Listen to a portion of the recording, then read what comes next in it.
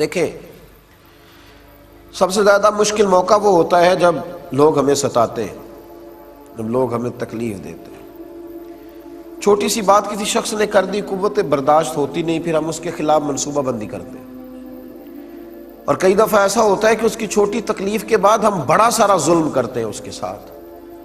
جب ہم بدلہ لینے پہ آتے ہیں تو پھر ہمارے اندر اس قدر زیادہ خوفناک عزائم جنم لیتے ہیں کہ سامنے والا بکھر جاتا ہے، ٹوٹ جاتا ہے۔ لیکن اگر ہم تھوڑی دیر حوصلہ کریں گے، تھوڑی دیر ہم، بھائی وہ جو زیادتی اس نے کی تھی اور تو نے 11 گنا بڑھ کے کر لی، تو اب تو بہت بڑا ظالم ہو گیا، اس کا ظلم تو تیرے ظلم میں دب گیا، تو نے بڑی تکلیف دی۔ اب وہاں اگر تو صبر کر جاتا، اگر تو احتیاط کر لیتا، تھوڑی دیر احساس کرتا، تو پھر تجھے خیال ہوتا کہ اس نے ظلم کیا ہے تو پھر قیامت کے دن اللہ مجھے بدلہ بھی عطا کر دے گا۔ لیکن جب تو نے خود سارا کچھ کر لیا اور بڑھ کے ظلم کر لیا، اب تو وہ مدعی ہو گیا اور تو ہے اس کا ملزم بھی اور مجرم بھی۔ اس لیے میرے بھائی تھوڑا احتیاط اگر کر لیا جائے، اور پھر یہ بھی یاد رکھیں، ممکن ہے کہ آج اس کے ساتھ زیادتی ہو رہی ہے وہ کمزور ہو، لیکن قیامت کے دن وہ طاقتور ہو جائے گا۔ ممکن ہے آج وہ غریب ہو، لیکن قیامت کے دن رب کریم اسے مالا مال کر دے گا، اللہ اسے قیامت کے دن طاقتور کر دے گا، پھر تم نے بدلہ دینا ہے۔ میرے نبی کریم صلی اللہ تعالی علیہ وآلہ وسلم نے ارشاد فرمایا کہ اگر میرے مومن نے کسی ذمی کافر پر بھی ظلم کیا، جو مسلمانوں کی حکومت میں مسلمانوں کو ٹیکس دے کر جزیہ دے کے رہتا تھا کافر، حکومت چونکہ مسلمانوں کی تھی اور مسلمانوں نے اس ذمی کافر پر ظلم کیا، نبی پاک صلی اللہ علیہ وسلم فرماتے ہیں میں قیامت کے دن اس ذمی کے ساتھ کھڑا ہو کے اللہ کی بارگاہ میں اپنے امتی پر مقدمہ کروں گا، میں مقدمہ کروں گا اس مسلمان پر، اس ذمی کے ساتھ کھڑا ہو کے، کیوں اس نے زیادتی کی، ظلم کی تو تمہیں کافر ذمی کے ساتھ بھی اجازت نہیں ہے، بجائے اس کے کہ اپنوں کے ساتھ ظلم کرو۔ شاہ کسریٰ نے نا اپنے بیٹے کو عالم بنانے کے لیے ایک استاد کا بندوبست کیا۔ ایک درویش بزرگ تھے تو شاہ کسریٰ کے بیٹے کو نا وہ پڑھایا کرتے تھے۔ اس دور کے جو اخلاقیات تھے، جس طرح کی بھی تعلیم تھی، وہ پڑھاتے رہے، استاد صاحب پڑھاتے رہے، زمانہ استاد اللہ تبارک و تعالیٰ سے ڈرنے والے تھے، پڑھاتے رہے، زمانہ بیت گیا۔ جب وہ طالب علم فارغ ہونے کے قریب ہو گیا، علم اس کا مکمل ہو گیا، تو ساری چیزیں کتابوں سے نہیں آتی، کچھ استادوں کا سینے کا فیض بھی ہوتا ہے، کچھ مشائخ کے سینے کا فیض ہوتا ہے، شرط یہ ہے کہ وہاں بھی فیض ہو، سینے کا فیض بھی ہوتا ہے۔ تو بزرگوں نے کیا کیا کہ اس شہزادے کو، چونکہ بادشاہ کا بیٹا تھا، شہزادہ تھا، تو اس شہزادے کو ایک دن جب وہ فارغ ہو گیا نا تعلیم سے، تو اس کو بلایا اور بلا کے کمرے کے اندر بند کیا، اندر سے دروازہ لگایا، پھر ہاتھ میں درہ پکڑا، زور زور سے اس کی پشت پر درے مارنے شروع کی، اتنے درے مارے کہ وجود پر نشان پڑ گئے، سخت تکلیف اس کو ہوئی، اذیت کا شکار ہو گیا، اور جب بہت زیادہ اسے مار پیٹ لیا، وہ پوچھتا رہا میری غلطی، آپ کیوں مجھے مار رہے ہیں؟ تو کہا کوئی غلطی نہیں۔ تو اچھی طرح مار لیا، دروازہ کھولا تو شہزادہ گھر چلا گیا، جا کے اماں سے شکایت کری کہ آج میرے استاد نے بہت مارا ہے۔ اماں کہنے لگی بیٹا استاد بلا وجہ نہیں مارا کرتے، کہا آپ ایک دفعہ ابا سے کہیں تو صحیح۔ شکایت لگائی بادشاہ سے، بادشاہ کہنے لگا بیٹے نہیں، استادوں کو جو قومیں کٹہروں میں کھڑا کرتی ہیں وہ پڑھا نہیں کرتی، تو میں نہیں پوچھوں گا تیرے استاد سے۔ بات ختم ہو گئی، لیکن شہزادے کے اندر سے غصہ نہیں گیا۔ ایک وقت ایسا آیا، ایک زمانہ ایسا آیا کہ بادشاہ انتقال کر گیا تو شہزادہ حکمران بن گیا۔ اس واقعے کو 35 سال بیت گئے جب استاد نے مارا تھا۔ اب وہ شہزادہ حکمران بنا تو اس نے سب سے پہلا حکم یہ جاری کیا کہ ذرا میرے استاد جی کو تو بلایا جائے، پہلی حکومت، پہلا دن اور پہلا آرڈر، ذرا استاد کو بلاؤ۔ استاد بھی بوڑھے ہو گئے، لاٹھی پہ جھکے ہوئے، بھویں سفید ہو کے جھک گئی۔ استاد پہنچے، بادشاہ سلامت کے سامنے کھڑے ہوئے تو کہنے لگا بزرگوں، بوڑھے بھی آپ ہو گئے ہیں، کمزور بھی ہو گئے ہیں، پر آپ نے ناجائز مارا تھا تو میری تکلیف نہیں گئی، 35 سال بیت گئے، میں اس وقت بے بس تھا، کچھ کر نہیں سکتا تھا، آج طاقتور ہوا ہوں، بتائیے کیوں مارا تھا، کس سبب سے آپ نے مجھے مارا؟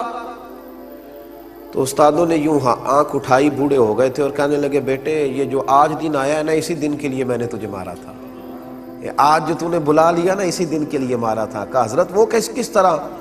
آپ فرمانے لگے کتنی دیر ہو گئی تجھے مار کھائے ہوئے؟ کہا 35 سال۔ تو فرمایا درد نہیں نہ بھولا؟ کہا حضور نہیں۔ فرمایا اسی دن کے لیے مارا تھا کہ ایک دن تو حکمران بنے گا، یاد رکھنا اگر تجھے 35 سال جو تیرے اوپر ظلم ہوا، ناجائز مار پڑی، وہ تجھے نہیں نا 35 سال میں بھولی، تو غریبوں کو بھی قیامت تک ظلم نہیں بھولیں گے۔ دیکھنا تو بادشاہ بنا ہے، کسی پہ ظلم نہ کرنا، زیادتی نہ کرنا، ورنہ قیامت تک۔ فرمایا آج تو اقتدار میں آیا ہے تو مجھے کٹہرے میں بلا لیا ہے، غریب قیامت کے دن اقتدار میں ہوں گے تو تجھے کٹہرے میں بلائیں گے، پھر تو نے جواب دینا ہے۔ دیکھنا ظلم نہ کرنا۔ وہ شہزادہ تھا پر سمجھدار تھا، اٹھ کے استادوں کے قدموں سے لگا، کہنے لگا اللہ آپ کو میری طرف سے بہترین صلہ عطا کرے، آپ نے میری تربیت کر دی، مجھے سمجھا دیا، مجھے یہ شعور دے دیا کہ اب میں اس بات کو سمجھ گیا ہوں کہ کبھی کسی کے ساتھ کوئی زیادتی نہیں۔ اور پھر ایک اور بات ہے، جب ہم ظلم کر رہے ہوتے ہیں نا تو ہم بھول جاتے ہیں، ہم کہتے ہیں سارے دروازے بند ہیں، ہر آدمی مجھ سے ڈرتا ہے، میں اقتدار میں ہوں، میرے ہاتھ میں دھرا ہے، میری جیب میں نوٹ ہے، اس وقت سارے لوگ میرے حق میں بولتے ہیں، اس وقت زمینی حقائق میرے ساتھ ہیں، کون مجھے پوچھ لے گا؟ ہاں حالانکہ یہ وقت زیادہ لمبا نہیں چلتا، کوئی بھی نہ دیکھ رہا ہو تو عرش کا مالک تو دیکھ رہا ہوتا ہے نا، رب کریم تو دیکھ رہا ہوتا ہے نا، اللہ تبارک و تعالیٰ تو جانتا ہے نا یہ زیادتی کر رہا ہے۔ اللہ حضرت وہب ابن منبہ رحمت اللہ علیہ فرماتے ہیں بنی اسرائیل کا ایک شخص تھا بادشاہ، اس نے محل بنانا تھا، تو محل کا جب اس نے نقشہ تیار کرایا تو ایک بوڑھی کی جھونپڑی بھی محل کے اندر آ رہی تھی، بوڑھی کی جھونپڑی۔ تو وہ بادشاہ نے اس بوڑھی خاتون سے کہا کہ یہ جھونپڑی میرے ہاتھ بیچ دو، میرے محل کا نقشہ خراب ہوتا ہے۔ تو وہ خاتون کہنے لگی کہ میں بیاہ کے یہاں آئی تھی، چاہتی ہوں کہ میرا جنازہ ہی یہاں سے اٹھے، تو مہربانی کرو مجھے تکلیف نہ دو، میں پکا ہوا پھالوں، پتہ نہیں کب دنیا سے چلی جاؤں گی، مجھے اسی گھر میں رہنے دو، بیوہ ہوں، لاوارث ہوں، اولاد میری ہے نہیں، مجھے یہیں رہنے دو۔ لیکن جب لوگ ظلم پہ آئے ہوتے ہیں تو پھر انہیں یہ ساری چیزیں نظر نہیں آتی۔ اس نے کہا تجھے الگ سے مکان بنا دیں گے، 11 گنا رقم دے دیں گے، تو یہ میرے حوالے کر دے، مجھے دے دے۔ اب وہ بوڑھی خاتون تھی، یہ بزرگ جو ہوتے ہیں انہیں اپنی جھونپڑیوں سے بڑا پیار ہوتا ہے، بچے گاؤں سے چلے جاتے ہیں شہر میں، لیکن دادا جان کہتے ہیں کہ میرا یہیں دل لگتا ہے، دادی اماں کہتی ہے کہ مجھے بیٹا یہیں رہنے دو، یہی مجھے وقت گزارنے دو۔ اس بوڑھی سے جب ضد کی تو بوڑھی کہنے لگی کہ میں نہیں جاؤں گی چھوڑ کے۔ اب تو اس نے باہر بھی گھر سے نکلنا چھوڑ دیا،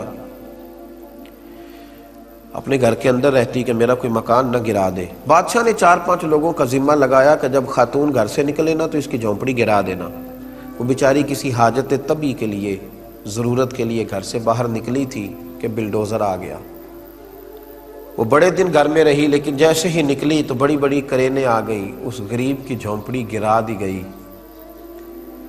کچھ گھنٹوں کے بعد جب وہ لوٹی تو جس گھر میں زمانے بتائے تھے وہ گھر زمیں بوس ہو گیا، وہ گھر ٹوٹ گیا۔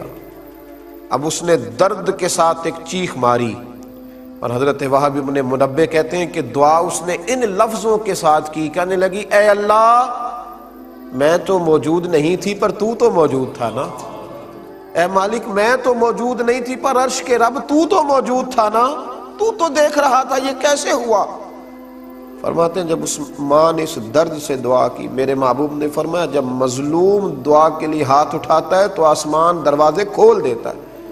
جب اس نے کہا نا کہ اے اللہ تو تو موجود تھا، تو رب کریم نے فرشتوں کو حکم دیا کہ یہ سارے کا سارا علاقہ زمین بوس کر دو، اس بادشاہ کا تخت زمین سے اٹھا کے پلٹ دو، یہ ساری بستی تباہ کر دو۔ جو لوگ ظلم کرتے ہیں وہ بچا نہیں کرتے۔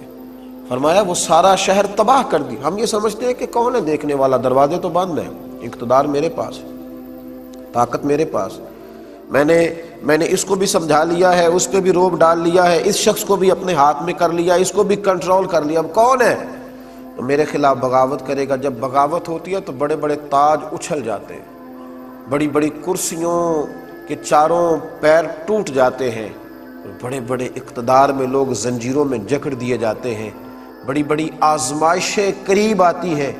ظلم نہ کریں کبھی بھی، اللہ تعالیٰ عہدہ دے، اقتدار دے، طاقت دے، دولت دے، تو اسے اپنی سیاست نہ سمجھیں، اسے خدا کا فضل سمجھیں۔